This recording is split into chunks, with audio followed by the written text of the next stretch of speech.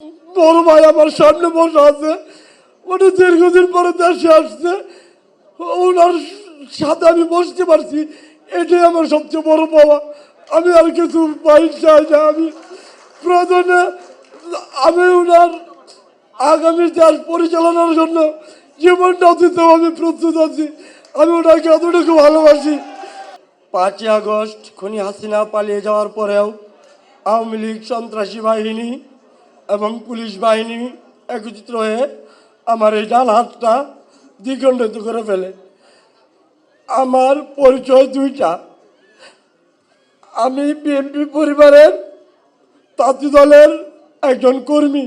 আমার নেতা আবুল কালাম আজাদ, হাজী মুজিবুর রহমান এবং ময়মনসিংহ সদর 4 আসনের এমপি ক্যান্ডিডেট আবু আবাকন্দ আমার খোঁজখবর নিয়েছেন। এতে আমি গর্বিত। আমার মনে কষ্ট শুধু একটা, যে আমার 3টা সন্তান, আমার 6টা সদস্য মিলে আমার একটা পরিবার। এই পরিবারটা নিয়ে আমি খুব কষ্টে জীবনযাপন করি। আমি দলীয়ভাবে কোনো সহযোগিতা পাই না, আমার পাওয়ার কোনো ইচ্ছা নাই। ইচ্ছা যেটা পাওয়ার ওইটা আমি পেয়ে গেছি, যে আমার বড় ভাই আমার সামনে বসে আছে, উনি দীর্ঘদিন পরে দেশে আসছে, ওনার সাথে আমি বসতে পারছি, এটাই আমার সবচেয়ে বড় পাওয়া। আমি আর কিছু পাই চাই না। আমি প্রয়োজনে আমি ওনার আগামী দেশ পরিচালনার জন্য জীবনটাও দিতেও আমি প্রস্তুত আছি। আমি ওনাকে এতটুকু ভালোবাসি। আমি জুলাই যোদ্ধা হিসেবে নতুন পরিচয়, আমার পূর্বের পরিচয় আমি জাতীয় দলের একজন নিম্নতম কর্মী।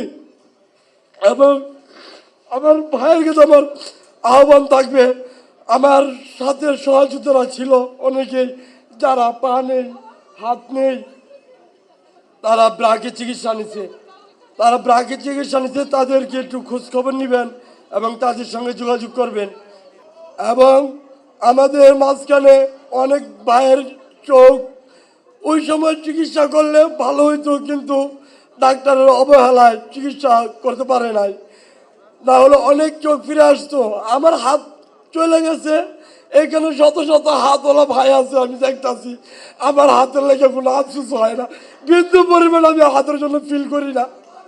শুধু ভারপ্রাপ্ত চেয়ারম্যান জনাব তারেক রহমান বড় ভাইয়ের কাছে আমার আবদার একটাই, যে আমাদের মতো যারা পঙ্গু হয়েছে তাদেরকে ইন্টিরিয়াম সরকার বলছিল উন্নত প্রযুক্তির হাত দিবে, ওয়াটারপ্রুফ। এই হাতের ওজন 1.5 কেজি, আমি বহন করতে পারি না। হাতের যে রগের যে ভাস্কুলারের যে একটা মানে এটার যে ব্যথা ওঠে, তখন ব্যথাটা আমি সহ্য করতে পারি না।